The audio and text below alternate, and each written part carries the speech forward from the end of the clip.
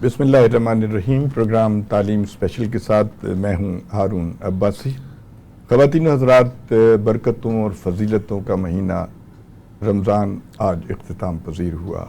بہت خوش نصیب ہیں وہ لوگ جنہوں نے اس ماہ مبارک میں عبادات میں حصہ لیا، قیام اللیل کیا اور انہوں نے تراویح کی محفلوں میں حصہ لیا، اور سب سے بڑی بات یہ ہے کہ اپنے گناہوں، لغزشوں اور کوتاہیوں کی معافی مانگی۔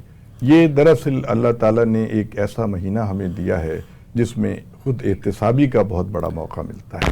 اس کے ساتھ ساتھ یہ مہینہ ہمیں کچھ اور بھی سکھاتا ہے۔ ہمارا فزیکلی اگر دیکھا جائے، جسمانی طور پہ ہمیں اس کے بڑے فوائد ہیں۔ تمام ماہرین طب اس بات پر بالکل ایگری کرتے ہیں کہ اس سے انسان کی صحت کے اوپر بہت اچھا وقت ہوتا ہے۔ آج جیسا کہ آپ جانتے ہیں، عالم اسلام میں اور پاکستان کے طول و عرض میں عید منائی جا رہی ہے۔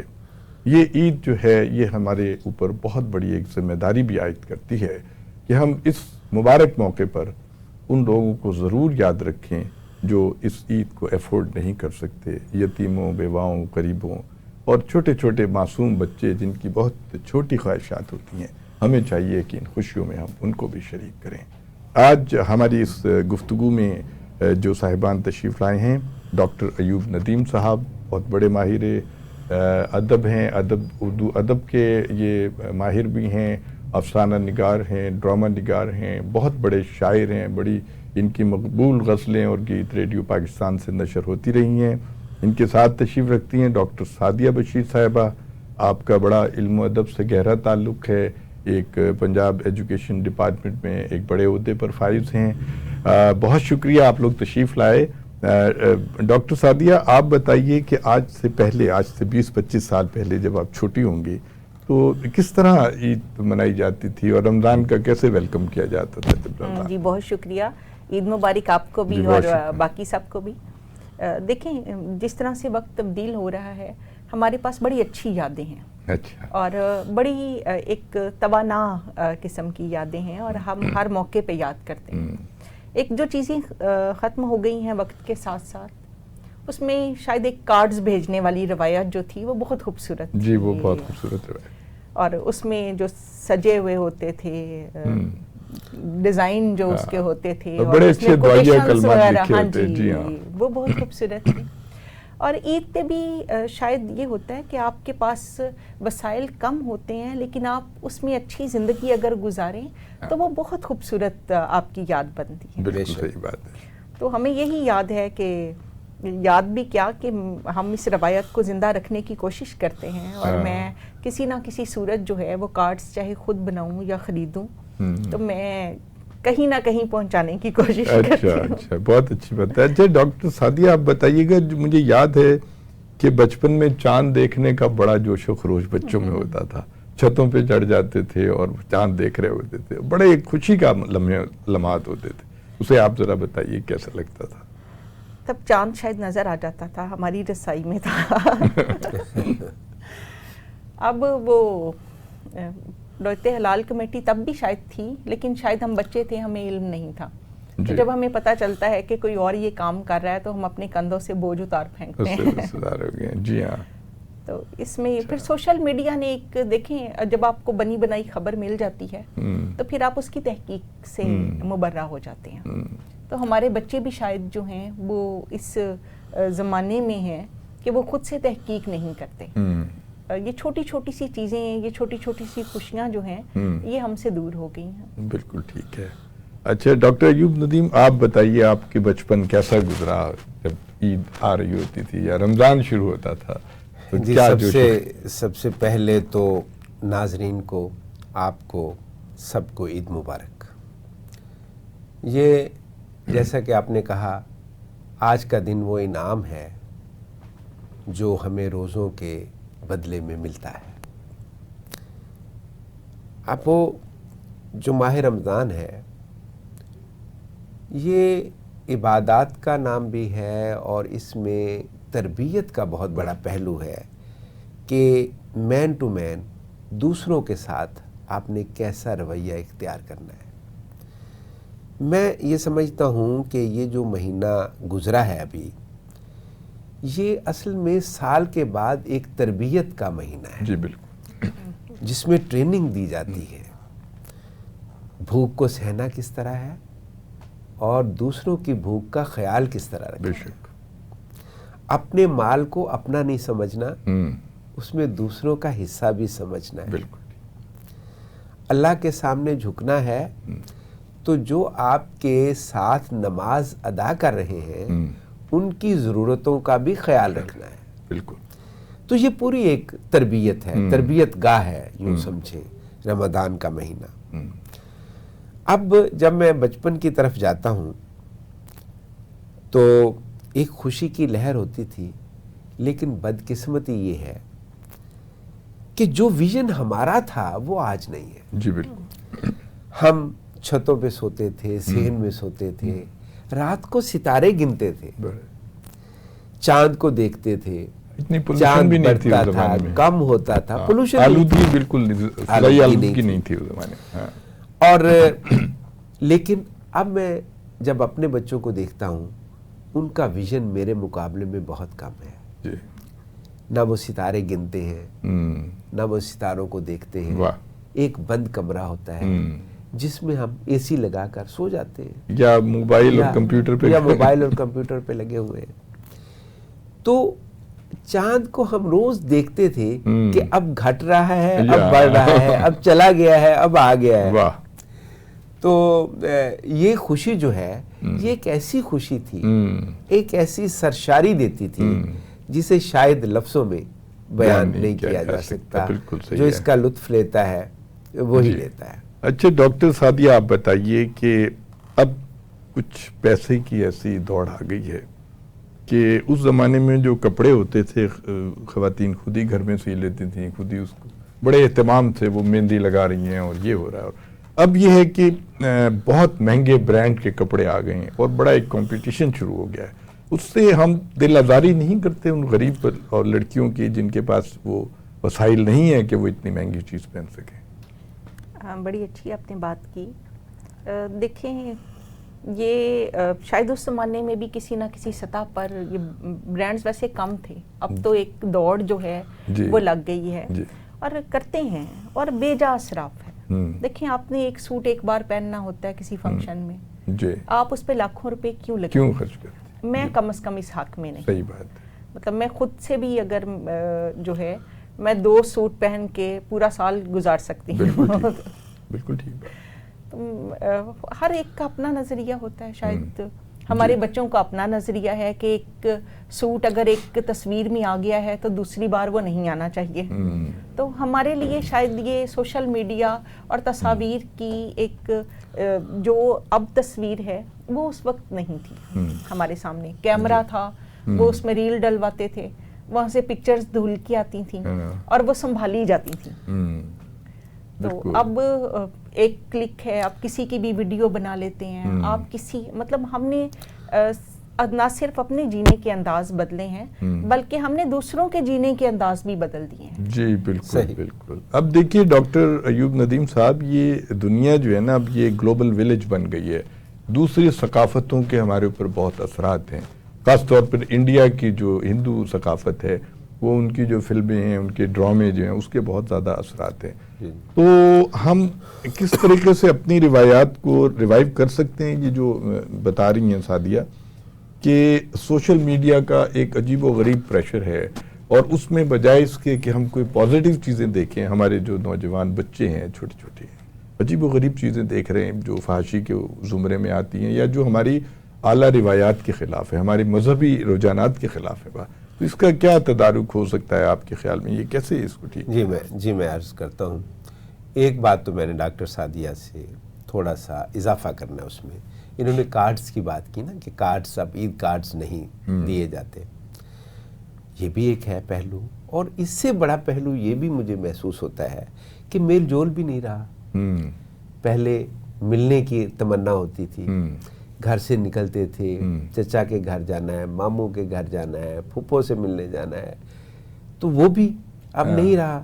اب یہ ہے کہ آپ اپنے موبائل پہ بیٹھتے ہیں اور سب کو عید مبارک بھیج دیتے ہیں، ای میل اور ایک بڑی لائن لگی ہوتی ہے اسے پڑھنے میں تو اکثر ڈیلیٹ بھی کر دیتا ہوں کہ اتنے میسج کون پڑھے.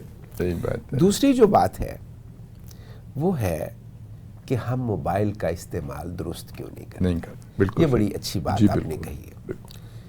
دیکھیے یہ ایک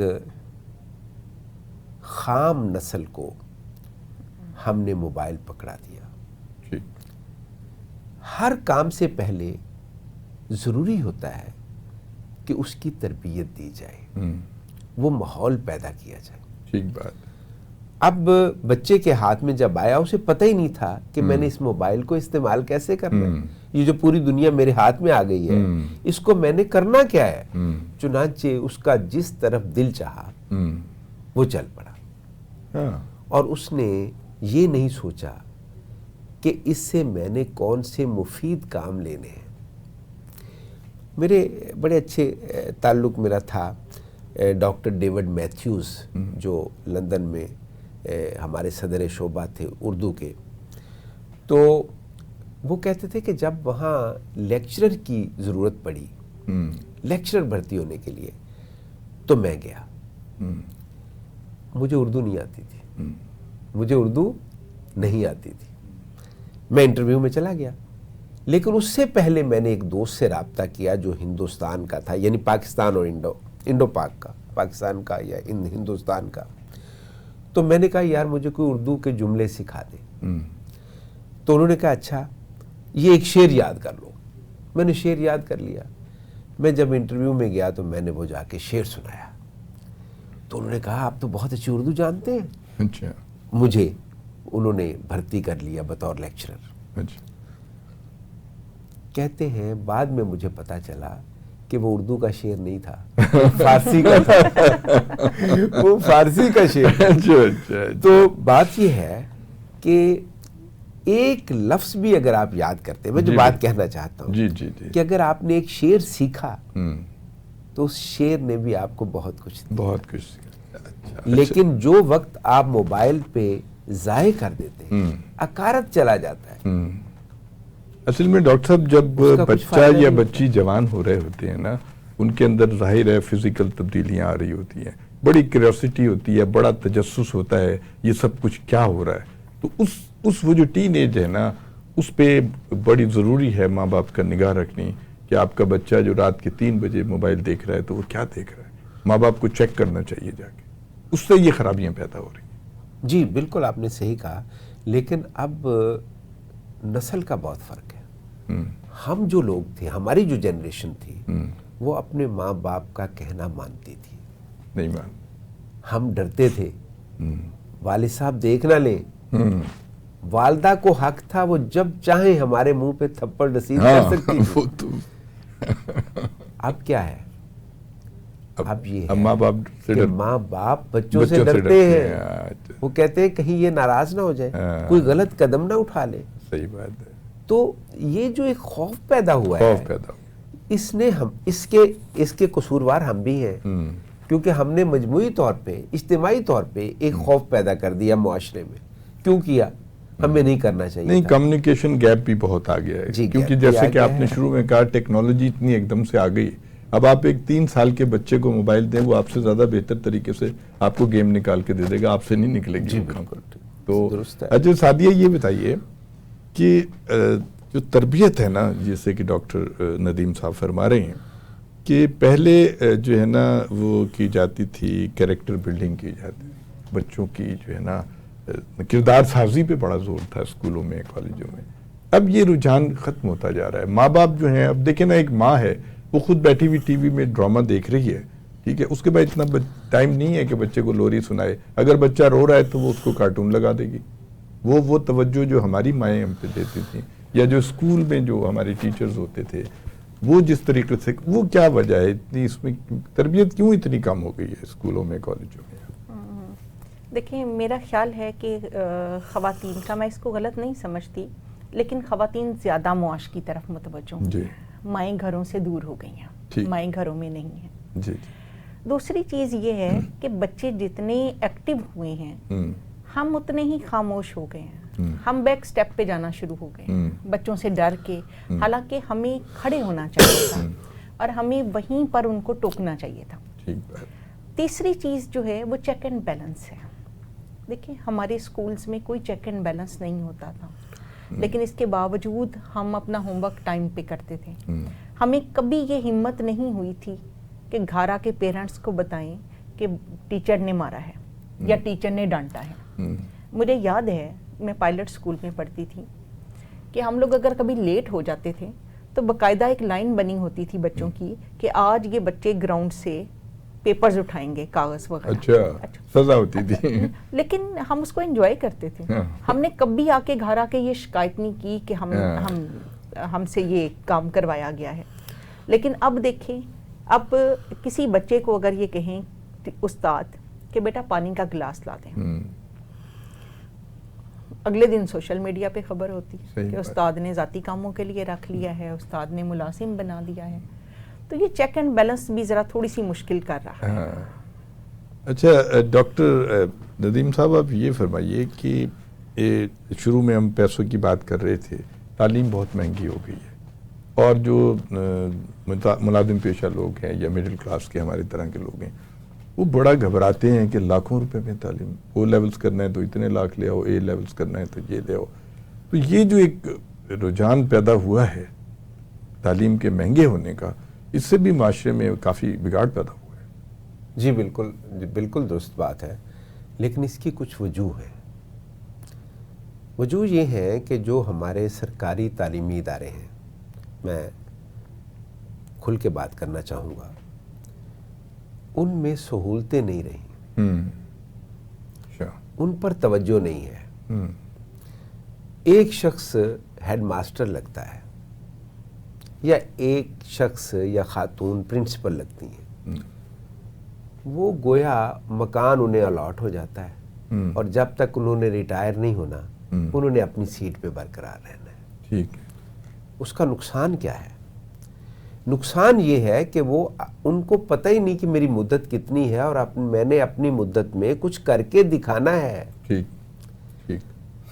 आप यकीन जानिए, जो हमारे तालीमी इदारे, मैंने कॉलेजेस भी बहुत विज़िट किए हैं और स्कूल्स में भी जाने का इत्तेफाक होता है, ना वहाँ पानी है, ना वहाँ सफाई है, ना वहाँ वॉशरूम्स हैं। सही बात। बच्चे बेचारे धक्के खाते फिरते हैं उन इदारों में।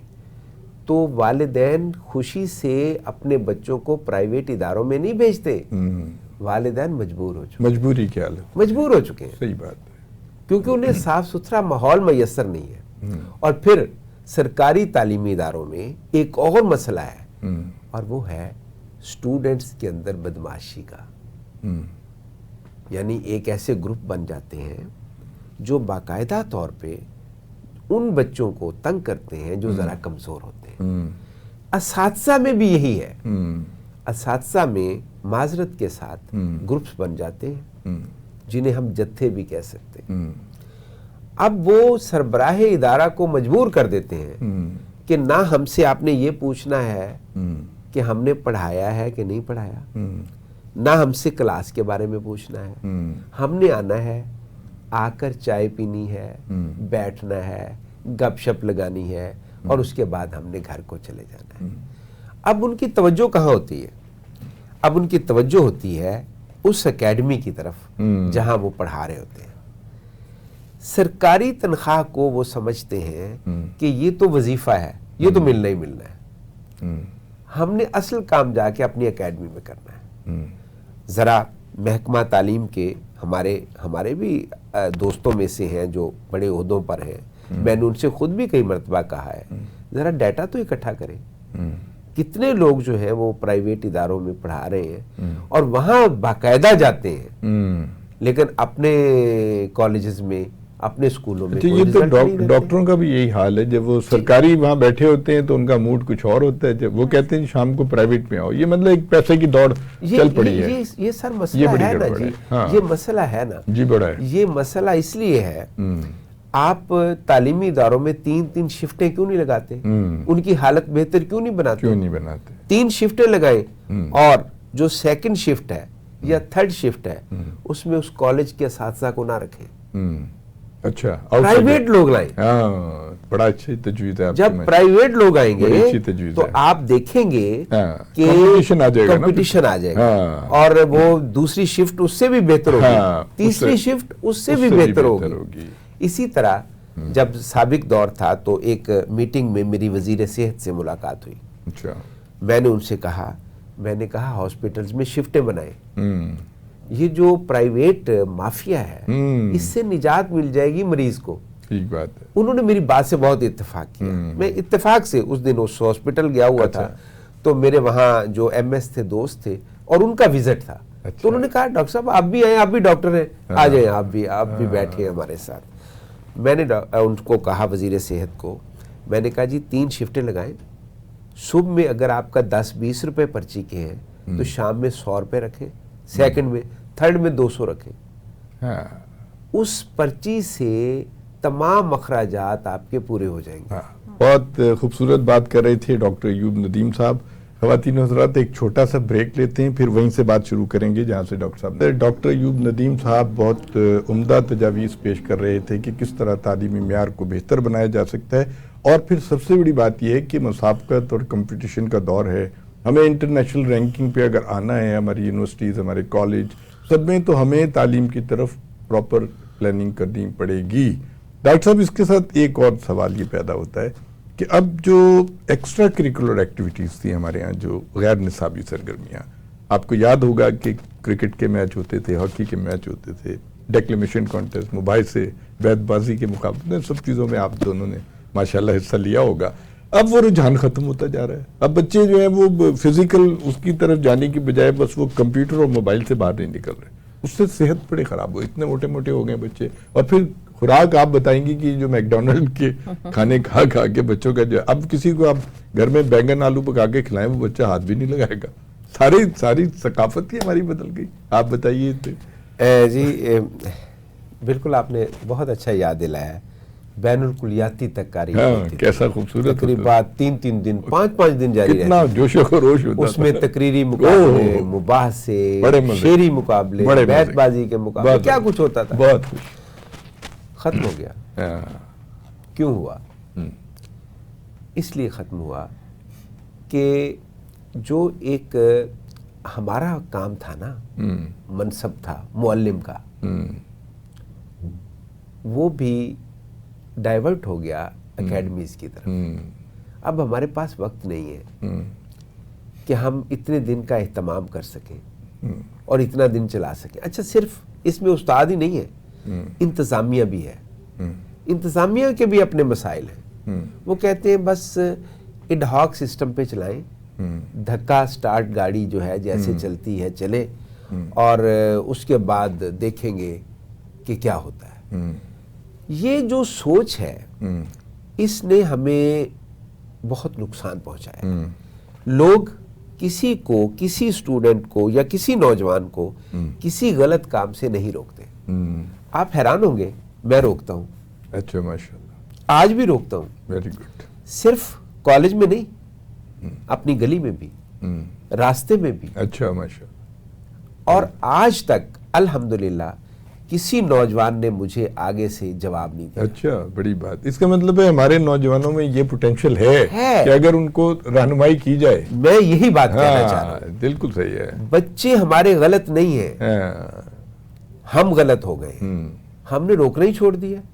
ہم جب چھوٹے تھے تو ہمارے محلے کے, ہمارے گاؤں کے جو جتنے بزرگ تھے ہمارے چچا ہوتے تھے. ہاں بالکل. اور جتنی عورتیں ہوتی تھی وہ ماسیاں ہوتی تھی, خالائیں ہوتی تھی. بالکل ہوتے. آج کیوں ہم خود ہی دور ہو گئے ان بچوں سے. میں جس بچے کو میں نے روکا ہے, پیار سے روکا ہے کہ بیٹا یہ نہ کرو, اس نے میری بات مانی ہے. بڑی بات. کبھی انکار نہیں کیا, کبھی آگے سے مجھے جواب نہیں کسی نے دیا. اس لیے کہ میں خلوص سے کہتا ہوں, اور میں اپنے دوستوں کو بھی کہتا ہوں کہ یار روکا کریں, یہ طریقہ چھوڑ دیں.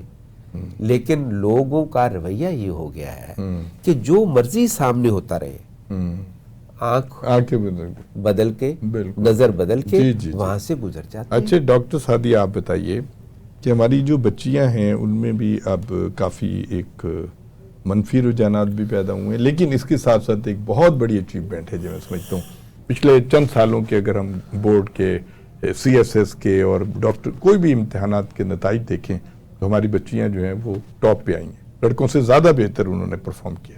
لیکن اس کے ساتھ ساتھ ایک بڑا عجیب معاشرے میں پیدا ہو رہا ہے، خاص طور پہ شادیوں کے حوالے سے ہم دیکھیں، جو لڑکیاں زیادہ پڑھ جاتی ہیں وہ سمجھتی ہیں کہ ان کو ایکول میچ کا مطلب ہے کہ وہ بھی ڈاکٹر صاحب کی طرح سارے ہی ڈاکٹر ہوں، تو وہ گریجویٹ سے شادی نہیں کرے گی کہ میں نے ایم اے کیا ہوا ہے، میں گریجویٹ سے کیسے کروں. یہ جو ایک تناؤ پیدا ہو گیا ہے معاشرے میں، اور اس سے بچیاں بوڑھی ہوتی جا رہی ہیں، ماں باپ پریشان ہیں کہ کیا اس کا حل آپ کے نزدیک کیا ہے؟ میرا خیال ہے مرد میں احساس ذمہ داری ختم ہو گیا ہے. اچھا، دیکھیں بچی اگر کوئی پڑھتی ہے تو کیا اس کا حق نہیں ہے بالکل کہ ہے. وہ اپنی پسند ناپسند کا اظہار کر سکے؟ ٹھیک ہے. ٹھیک ہے. اگر ایک لڑکا یا کوئی مرد جو ہے وہ اس کا ایک آئیڈیل ہو سکتا ہے تو ہم لڑکی کے آئیڈیل کو کیوں گناہ سمجھتے ہیں؟ بالکل ہم اس سے محروم کیوں رکھنا چاہتے ہیں؟ دوسری چیز یہ ہے کہ جو آپ نے کہا بچیاں زیادہ پڑھ گئی ہیں، بچیاں ذمہ دار زیادہ ہیں. وہ شاید اپنے گھروں کے ماحول کو دیکھیں، ہمارا یہ کلچر آج سے نہیں، رفتہ رفتہ بگڑنا شروع ہوا ہے. اور ہم لوگوں میں جوائنٹ سسٹم، جس کو میں سارے فساد کی جڑ سمجھتی ہوں، ہم صرف اپنی زندگی نہیں کھاتے. یہ بات کرنے کا مقصد یہ نہیں کہ سارا جوائنٹ سسٹم، مطلب وہ جہاں پہ خرابی ہے، joint family system, joint family system جہاں پہ خرابی ہے، کہ ہم صرف اپنی زندگی نہیں کھاتے، ہم دوسروں کی زندگیوں پہ بھی قبضہ کرنے کی کوشش کرتے ہیں. تو یہ ایک منفی رجحان ہے. میرے پاس کئی ایسے اسٹوڈنٹس ہیں جو یہ بتاتے ہیں کہ وہ دودھ میں چینی ڈال کے ان کو پینا پڑتی ہے کیونکہ ان کے تایا ابو یہ کہتے ہیں، یا جو ہے کہ وہ صبح سو نہیں سکتے، سر میں درد کے باوجود ان کو اٹھ کے کچن میں ناشتہ بنانا پڑتا ہے. تو یہ ایک احترام کی فضا کم ہو گئی ہے. اس کے ساتھ آپ نے دیکھا ہوگا کہ لڑکوں میں بھی پیسے کی دوڑ ایسی شروع ہو گئی ہے کہ وہ چاہتے ہیں کہ جہاں ان کی شادی ہو وہ بہت امیر گھرانہ. اس سے یہ ہوا کہ یہ ایک بڑا نیگیٹو ایک رجحان پیدا ہو. دیکھیں پیسے کی دوڑ پہلے اس یہ نہیں لیے ہوتا تھا، شروع پہلے ہوئی ہے، صرف شرافت اور خاندانیت دیکھی جاتی تھی. پیسے کی دوڑ اس لیے ہے نا؟ شروع ہوئی ہے جی کہ ہاں. مہنگائی بہت ہو گئی ہے. آپ ضروریات زندگی دیکھیں، آپ پیسہ نہیں کمائیں گے کیا کریں گے؟ آپ کو یہ سمجھیں کہ ہینڈ ٹو ماؤتھ ہو کے جو ہے وہ تو نہیں گزر سکتی. دوسری چیز جو ڈاکٹر صاحب نے بات کی پرائیویٹ اداروں والی، میں اس میں تھوڑا اضافہ کرنا چاہتی ہوں کہ دیکھیں تقاریر شاید اب بھی ہو رہی ہیں، مباحثے اب بھی ہو رہے ہیں، اچھا، لیکن شاید ان کا معیار تھوڑا تبدیل ہو گیا ہے کہ بچوں میں پڑھنے کی عادت نہیں رہی، صرف رٹے کی عادت ہے. ہاں بالکل. تو مارکس بھی جو ہیں وہ اسی وجہ سے آ رہے ہیں. اب ہمارے منسٹر صاحب نے جب یہ بورڈ میں نقل کی روک تھام کے لیے، انہوں نے سب سے پہلے کیا کہا کہ پرائیویٹ لوگ کام نہیں کریں گے. دیکھیں پبلک پرائیویٹ پارٹنرشپ ایک ایسی پریویلیج ہے جو ساری دنیا میں اس کو تسلیم کیا جاتا ہے. اور آپ اپنے اسکول میں بھی، یہ ہمارا Punjab education initiative management authority جو ہے یہ پرائیویٹ پبلک پارٹنرشپ کے اصول پر ہی کام کرتا ہے. اور ابھی یہ 13,000 سکولز جو ہیں وہ پھر دوبارہ انہی اداروں کے سپرد کر رہے ہیں کہ گورنمنٹ سے وہ سنبھالے نہیں جا رہے. تو پھر آپ پرائیویٹ لوگوں پر اعتبار کرنے کے لیے کیوں تیار نہیں ہیں؟ یہ تو روزگار ہے. کئی لوگ میں نے ایسے دیکھے ہیں جو صرف ایگزامز کا ویٹ کرتے ہیں کہ ان کو ڈیوٹی مل جائے گی اور کوئی ایکسٹرا پیسے کما لیں گے. تو آپ ایمانداری اور بے ایمانی پہ بات کیوں نہیں کرتے؟ آپ ان کی تربیت پہ بات کیوں نہیں کرتے؟ آپ صرف یہ کیوں کہتے ہیں کہ سارے سرکاری اسکولوں سے اٹھا کے عملہ ہم وہاں پہ رکھ دیں گے جنہوں نے سارے سال میں کچھ نہیں پڑھایا اور اب وہی اس کی نگرانی کریں گے؟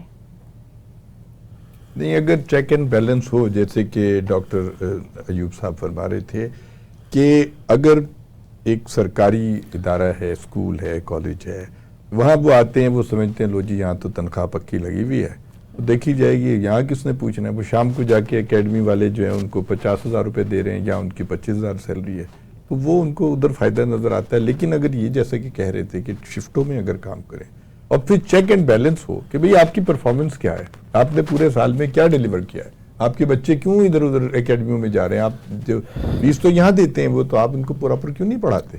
یہ ہے ڈاکٹر صاحب بات یہ ہے چیک اینڈ بیلنس ایک لفظ ہے، اس کا بڑا آسان طریقہ ہے، اس کا بہت آسان طریقہ ہے.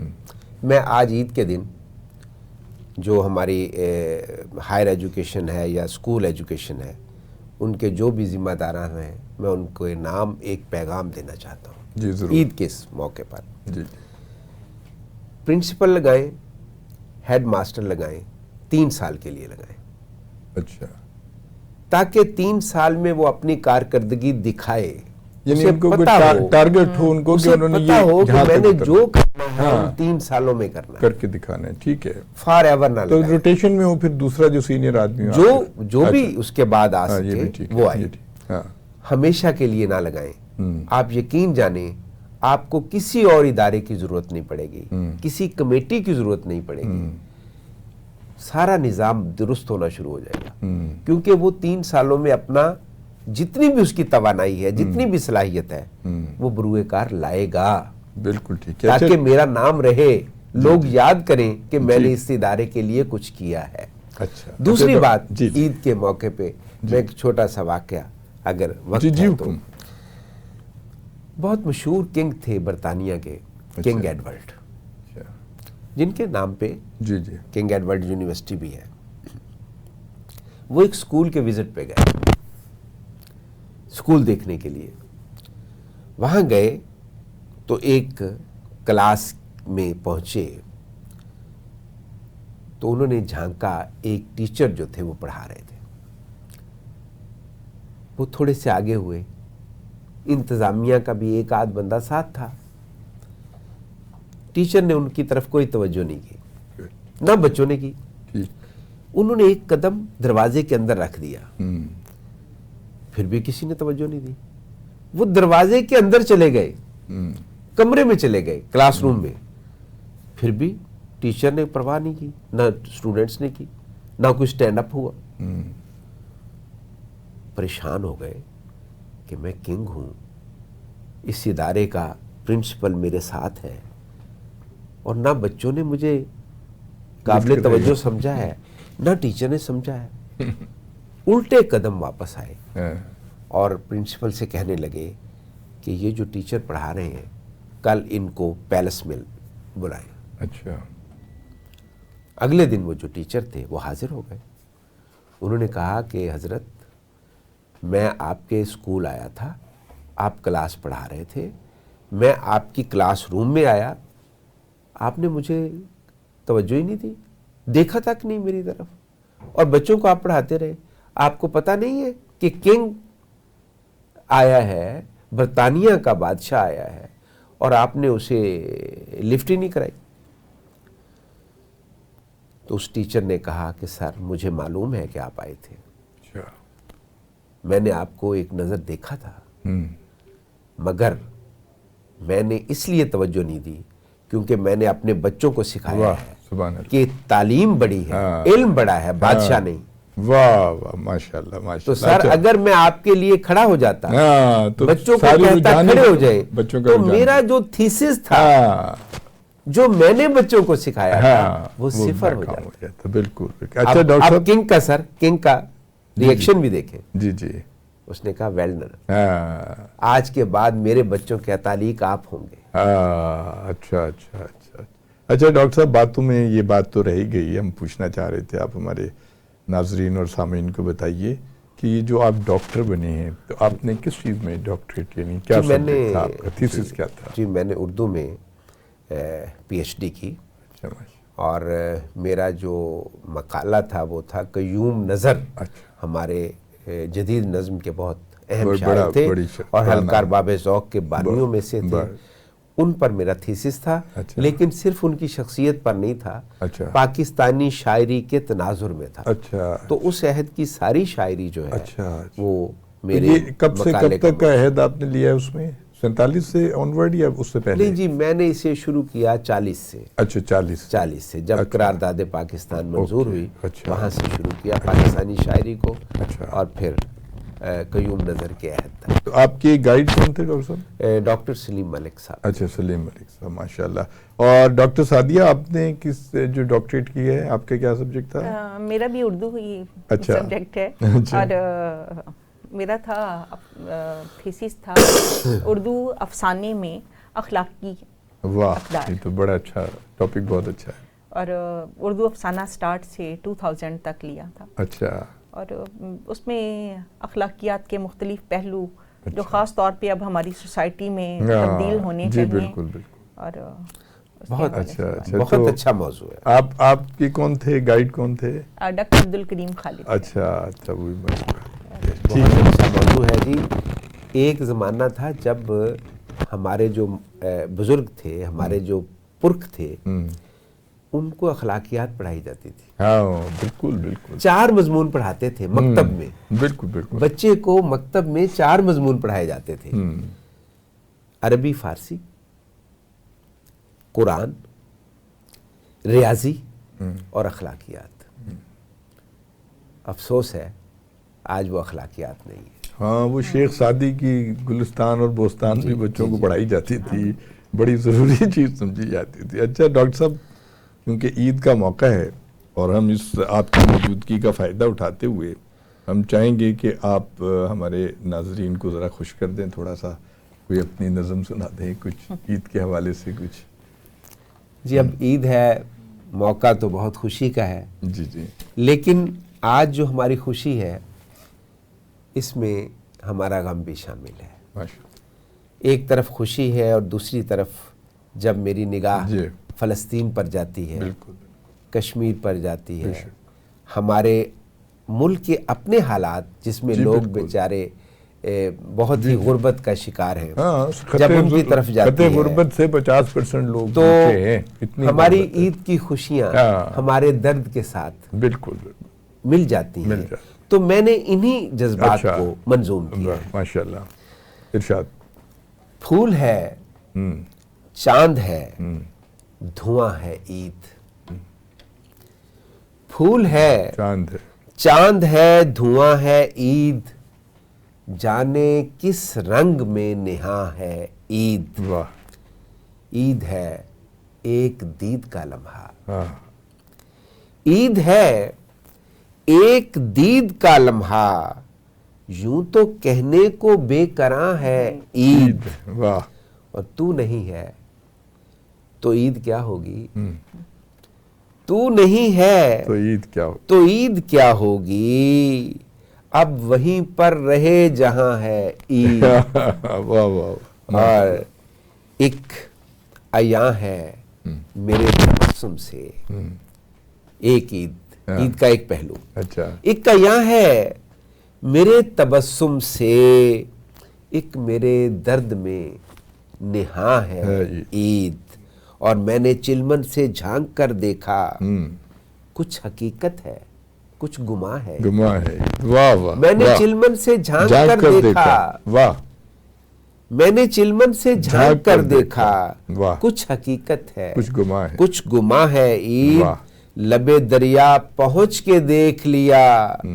کس قدر ناؤ پر گراں ہے عید. اچھا. واہ واہ واہ. لبے ساحل پہنچ کے دیکھ لیا.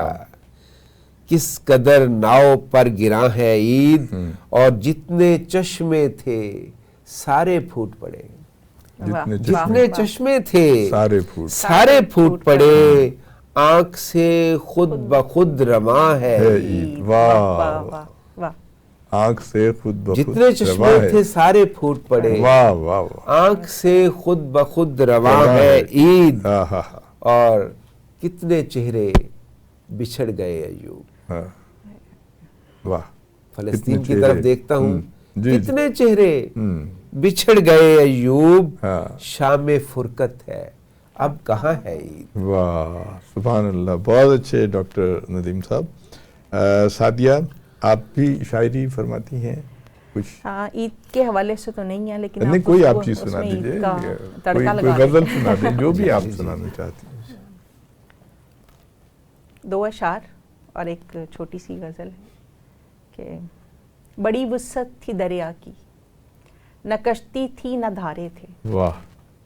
بڑی وسعت تھی دریا کی، نہ کشتی تھی نہ دھارے تھے، مگر امکان سے باہر کنارے ہی کنارے. واہ. خوب ہے. اور وہاں پر پھول کھلتے تھے جہاں بھی مسکرائے ہم. وہاں اب سانپ اگتے ہیں جہاں گیسو سنوارے تھے. اور ایک غزل کے کچھ اشعار ہیں کہ جو ہم کو تم سے ملا سکیں گی وہی لکیریں باہم نہیں ہیں، ہمارے لہجوں میں تلخیاں ہیں محبتوں کے بھرم نہیں، واہ واہ وہ ایک خواہش جہاں ملی تھی وہیں پہ اب تک رکی ہوئی ہے، واہ واہ وہ ایک خواہش جہاں ملی تھی وہیں پہ اب تک رکی ہوئی ہے، ہمیں خبر کب یہ مل سکی تھی کہ خواہشوں کے قدم نہیں ہیں، واہ واہ بہت خوب. واہ اور کسی کی یادوں پہ دل کا رکنا سماعتوں پہ ہے بوجھ لینا، اس کے گما پہ سلامتی ہے ہماری یادیں قلم نہیں واہ ہیں، واہ خوب ہے، بہت عمدہ. اور روا روی میں ہم اپنی نسلوں کی کاشت کرنے میں ہی مگن ہیں، روا روی میں ہم اپنی نسلوں کی کاشت کرنے میں ہی مگن ہیں، ہم ان تماشوں سے تھک گئے ہیں مگر مداری بھی کم نہیں ہے، واہ بھی بہت خوب، یہ تو بہت عمدہ شعر ہے، بہت روا روی میں ہم اپنی نسلوں کی کاشت کرنے میں ہی مگن ہیں، ہم ان تماشوں سے تھک گئے ہیں مگر مداری بھی کم نہیں ہے، بہت خوب ہے، بہت خوب. اور ہمارے صدموں کو زہر دے دو ہماری آنکھوں میں ریت بھر دو، واہ زمین کی چیخو پکار پر بھی چمکتے تارے جو نم نہیں ہیں، واہ ٹھیک. اور کوئی تو ہے جو گما سے باہر بھی سب سلیقے سے رکھ رہا ہے، کوئی اور تو ہے یقیناً جو- ہے کوئی تو ہے جو گما سے گما سے- باہر بھی سب سلیقے سے رکھ رہا ہے، کہ ہفت پہلو کے تذکرے ہیں یہ داستان رقم نہیں ہے. خوب ہے، خوب ہے، ماشاء اللہ. اچھا ڈاکٹر ایوب ندیم صاحب، پروگرام کیونکہ ختم ہو رہا ہے، آپ کوئی پیغام دینا چاہیں مختصر، دونوں آپ دونوں ہمارے بچوں کو، بچیوں کو اور عوام کو، کوئی بھی آپ مختصر سا، کیونکہ وقت کم ہے. ڈاکٹر صاحب آپ بھی دیں گی، پہلے آپ دے دیجیے. جی آپ میرا ہماری نئی نسل کو میرا پیغام ہے، جو کام کریں دل جمعی سے کریں، ٹھیک. مستقل مزاجی سے کریں، کوئی کام چھوٹا بڑا نہیں ہوتا، کوئی مضمون چھوٹا بڑا نہیں ہوتا، جو پڑھیں محبت سے پڑھیں، ٹھیک ہے. دل لگا کر کریں، آپ دیکھیں گے کہ اللہ تعالیٰ اس میں اتنی برکت ڈالیں گے ماشاء کہ آپ حیران رہ جائیں. بے شک. جی سعدیہ. اچھا جی جی جی آپ بات ہاں، مکمل اچھا. آپ کریں. نہیں آپ بات مکمل اچھا کریں. کر اور لیجیے آپ کو. ایک شعر اچھا، میں جی، آپ کی جی. نظر جی، کرنا جی، ضرور، چاہتا ضرور. ہوں، اور ہمارا جو کیمرہ مین ہے، ہمارے ڈائریکٹر ہیں، ان سب کی نظر کرنا چاہتا ہوں. تیرے دیدار کو آتے ہیں اچھا چلے جاتے ہیں، چلے جاتے، تیرے دیدار کو آتے ہیں چلے جاتے. چلے جاتے ہیں، دو گھڑی عید مناتے ہیں چلے جاتے ہیں. ماشاء اللہ. جی سعدیہ آپ کیجیے. دیکھیں مجھے تو اپنے بچے بہت پیارے ہیں، جی. اور یہ سارے ملک کے بچے جو ہیں، جی بالکل. اور میں سمجھتی ہوں کہ یہ بہت بیچاری قوم ہے کہ ان کے ہاتھ میں دنیا ہے لیکن ان کو ہم نے کمروں میں محدود کیا ہوا ہے. تو جو بھاری بوجھ، یعنی آپ تعلیم کے حوالے سے دیکھ لیں کہ ہمارے بچے ایک بوجھ لے کے، بیگ کا بوجھ لے کے اسکول جاتے ہیں اور وہاں سے ہوم ورک کا یا ڈپریشن کا بوجھ لے کے گھروں میں آتے ہیں. تو میں یہ سمجھتی ہوں کہ یہ اپنی بات شیئر کریں اپنے والدین سے، اپنے اچھے دوستوں سے، بتانے سے ہر مسئلے کا حل نکلتا ہے. اور زندگی بہت پیاری چیز ہے، اس کی قدر کریں انسانیت کے حوالے سے، انسان کے حوالے سے. جی خواتین و حضرات، آپ ڈاکٹر ایوب ندیم اور ڈاکٹر سعدیہ بشیر صاحبہ کی گفتگو سن رہے تھے. یقیناً آپ نے بڑا انجوائے بھی کیا ہوگا، اس میں بڑا سبق بھی ہے، رہنمائی بھی ہے، اور ان کی گفتگو سے ان کے جو حب الوطنی اور عوام سے محبت اور اثار جو ٹپکتا ہے وہ ہمارے لیے قابل قدر ہے. بہت شکریہ ڈاکٹر صاحب، آپ تشریف لائیں. ڈاکٹر صاحب آپ کا بھی شکریہ پروگرام تعلیم کے ساتھ. شکریہ آپ کا.